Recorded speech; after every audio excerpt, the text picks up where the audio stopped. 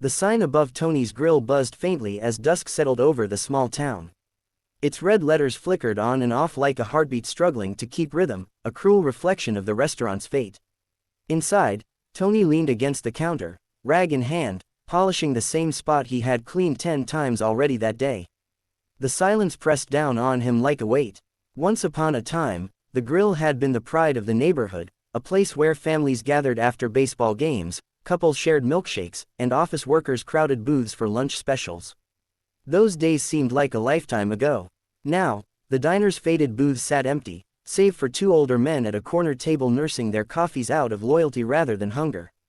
The register had barely rung all week, and Tony's ledger told a story no business owner wanted to face. Bills piled higher than the stacks of plates in the kitchen, and his bank account had been gasping for air for months. The thought of closing his father's dream weighed heavily on his chest. Still, Tony wasn't the kind of man to give up easily. His father had built this place from scratch, brick by brick, grill by grill, telling him, "Son, a restaurant isn't just about food, it's about family, about giving people a place where they feel they belong." That belief was the only reason Tony kept unlocking those doors every morning, even when he feared nobody would walk through them. That night, after wiping the counters one last time and stacking the chairs, Tony sighed as he pulled out the keys to lock the front door. The street outside was quiet, the only sound the whistle of wind as it curled around the corner. He turned to head home when something caught his eye. Huddled against the side wall of the diner, nearly hidden in shadow, sat a woman with a child pressed close against her chest. The boy looked no older than 8, his small body shivering in a thin jacket, his arms wrapped tightly around his mother's waist. The woman's hair was messy from the wind, her eyes tired, but even in the dim light Tony could see the way she held her son with fierce protectiveness. Tony hesitated, his heart tugging. "Hey, you two all right?" he asked, his voice soft so as not to scare them. The woman stiffened, pulling the boy closer. Her voice cracked as she answered, "We're fine." But Tony saw the truth in the boy's trembling lips and hollow cheeks. "You look hungry," he said gently. "Come inside, I can whip something up real quick." The woman shook her head, her pride warring with desperation.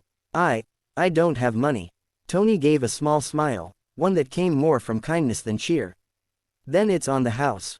No strings attached." For a long moment, she stayed still, eyes wary. But the boy looked up at her, his face pale and pleading. Finally, she nodded. Inside, the warmth of the diner wrapped around them, and Tony moved quickly, cooking like it mattered more than any order he'd made that week. Soon, he placed a steaming plate of spaghetti and meatballs in front of them, along with 2 mugs of hot cocoa. The boy's eyes widened, almost as if he'd forgotten what real food looked like. He dug in hungrily, while his mother took slower bites, clearly more concerned about her son than herself. Leaning against the counter, Tony watched silently, something stirring in him. He didn't know who they were or what had brought them to his doorstep, but he knew one thing for certain: he couldn't just turn away. That night, as the boy's laughter rang out softly between bites of spaghetti, Tony felt a flicker of something inside him he hadn't felt in a long time. Hope. The days that followed slipped into an unexpected rhythm at Tony's grill. Every evening, just as the neon sign buzzed to life, Sarah and Ethan appeared. At first, she insisted they wouldn't stay long, that she didn't want to burden him. But Tony always waved her off with a chuckle, telling her there was plenty of food to go around. Truthfully, the diner had more leftovers than paying customers, and seeing the boy's face light up at the sight of a warm plate was worth more than any tip. One rainy afternoon, after watching Sarah quietly gather their dishes and wipe down the table without being asked, Tony leaned over the counter. "You're good at that," he said. She blushed faintly. "Old habit, I guess. My mom used to say, leave a place cleaner than you found it." Tony studied her for a moment, then asked carefully, "Would you, maybe like a job here?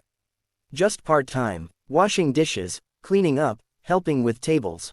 I can't pay much, but it's something." Her eyes widened, tears welling before she quickly blinked them back. "You'd do that, for me, for you and Ethan," Tony said simply. That's how Sarah became part of the diner. From day one, she worked with quiet determination, her sleeves rolled up, her hands moving fast as though she had something to prove. Ethan would sit in a corner booth after school, coloring on napkins or reading borrowed library books, occasionally running to the counter to ask Tony questions about cooking. Soon, the place didn't feel so empty anymore. Sarah's presence gave the diner a sense of life, and Ethan's laughter echoed in the corners that had once been too quiet. The regulars noticed first. "That boy's got some energy, Tony," one old man chuckled. Another remarked, "Feels different in here, warmer." Word started spreading. Folks passing by saw the little family atmosphere inside and stopped in out of curiosity. They'd leave not only with full stomachs but with a story about the struggling diner that had opened its doors to a homeless mother and her child. Sarah greeted everyone with kindness, and her gratitude showed in every task she did. Customers admired her strength, and they admired Tony for giving her a chance. One evening, a local journalist came in for dinner. She'd heard whispers about the diner with a heart, and decided to see it for herself. Watching Sarah hustle between tables while Ethan offered crayon drawings to anyone who'd look, she smiled and took notes. A week later, Tony nearly dropped his morning coffee when he saw Tony's Grill featured in the newspaper with the headline, "Small Diner Becomes a Big Heart for a Family in Need." After that, everything changed. People from all over town, and even nearby towns, began showing up. Some came to eat, others just to support the man who had given a struggling mother a chance.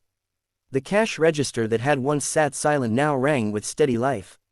Tony found himself back in the kitchen with purpose, cooking not just meals but memories. But the biggest change wasn't the crowd or the money. It was the bond that had formed between them. Sarah no longer looked like the fragile woman huddled against the wall that first night. She carried herself with strength again, her smile genuine as she worked.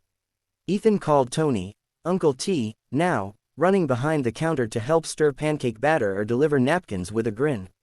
One night, after closing, Tony sat at a booth with Sarah and Ethan, a plate of fries between them. The diner lights cast a warm glow across their faces. "You know," Tony said, his voice quiet, "I thought I was saving this place. But really, you two saved me." Sarah smiled, tears glistening in her eyes. Ethan reached over and hugged him tightly. And in that moment, Tony knew the truth. The restaurant was more than a business. It was a home, not just for him, but for the little family that had walked into his life on a cold night when everything felt lost.